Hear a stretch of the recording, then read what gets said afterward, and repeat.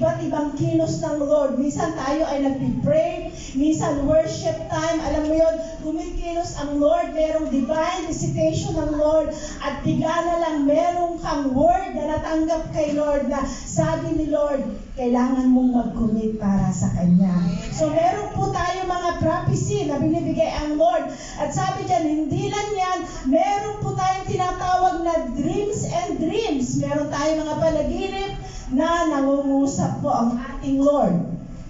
And then sabi po dyan, ang lahat ng mga servants niya, both men and women, ibig sabihin, walang kinikilingan ang Lord.